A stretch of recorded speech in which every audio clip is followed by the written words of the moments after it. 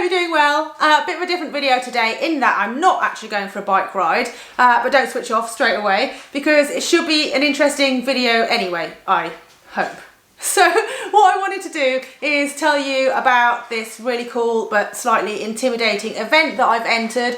It's taking place in October and it's something that is quite outside my comfort zone, or well, outside the realm of what I've done before. I think that I'm going to be able to do it, otherwise I wouldn't have entered it, but it's going to take quite a bit of strategic planning from my side, also a bit of a leap of faith. But stay tuned and I'll tell you all about it and talk you through all the things that I need to figure out. In fact, perhaps you might have done something like it and you can give me some tips. So the event that I've got a place on is called the Bare Bones 200. It's an event that's been going for a number of years. It's set up by the guy whose name I forgot, sorry, that runs the Bare Bones Bikepacking Forum. And basically what it is a 200-kilometre mainly off-road ride through the Cambrian Mountains with about 5,000 metres of climbing.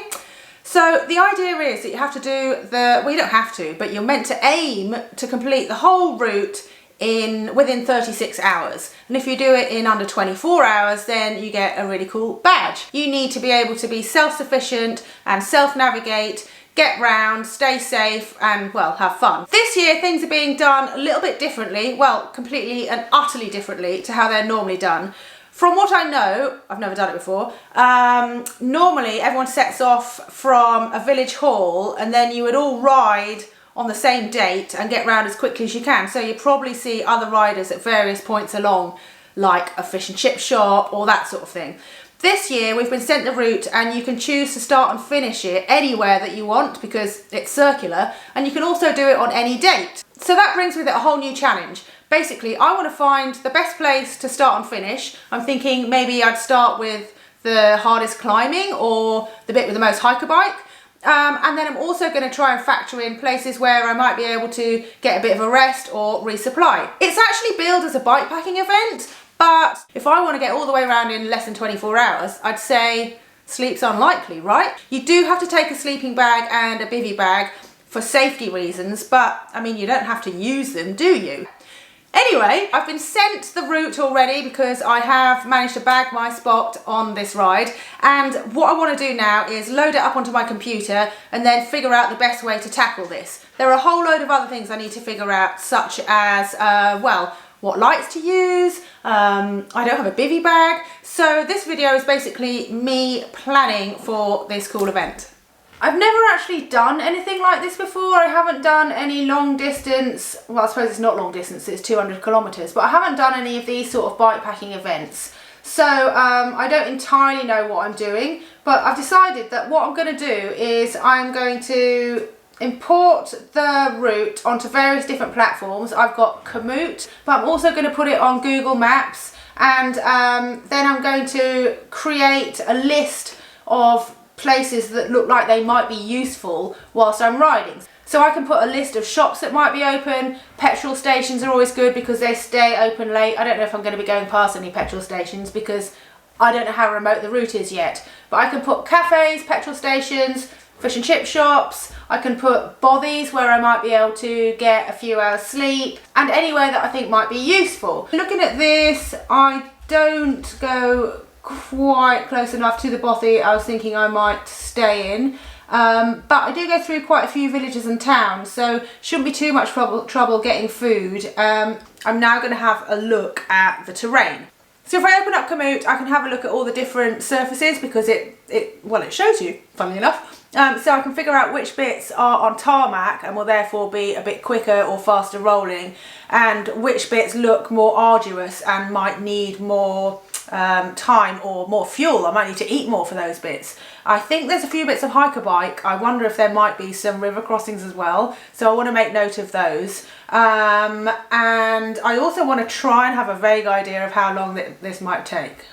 Another thing that is quite useful if you're planning routes or events like this is actually walking the route on Google Street Maps. So what you can do is you can drag your little person, your little yellow person over on the map, and you can actually have a look around Google Street View and see what things look like. Obviously you can't do that for all the off-road sections because Google haven't been up there to map it all out, but any road segments you can see what's the surface like, you know, get more of an idea of the gradient and stuff like that. What I'm trying to do is figure out which bike to ride, because it's debatable whether a mountain bike or a gravel bike is better. This guy has written, be aware that the surface of this section is really rather tough terrain and large sections are unrideable with anything short of a full suspension mountain bike. I attempted this on a decent gravel bike with large volume off-road tyres and had to walk about 50% of this stretch. Just walk it then. It's one of those bits where it's probably faster to walk it I than don't it is to know. ride it anyway. But seriously though, mountain bike or Seriously gravel though, bike? when you've got like... seriously though. I mean, I'm 200 on a hardtail mountain bike, I just wouldn't do it. I'd rather do 200k on a gravel bike. Yeah. Honestly. No. I don't know. Gravel bike. Okay. Always. I've spent quite a bit of time now analysing the route and having a look for places that I can have a little break or get a hot drink or some food and stuff like that. Making notes of all the different times places are open. So sounds like I'm super organised. I'll probably forget all of this when I'm just in the middle of the ride. But it just gives you peace of mind knowing that you have done a bit of preparation, and then you can just kind of ignore all that preparation and just wing it.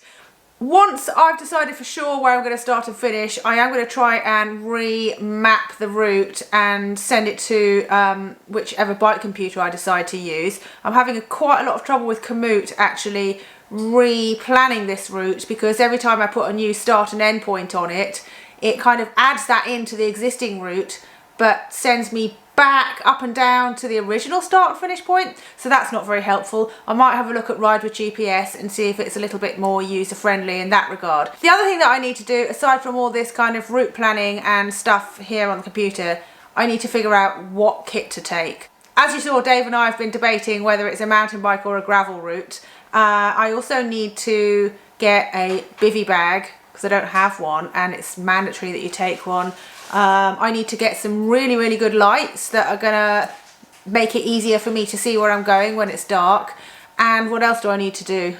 Well, I need to figure out what food I'm gonna take for however long it's gonna take me. I mean, how long is it gonna take me? Do you reckon I can do it in 24 hours? Yeah, I'm going to take you 17.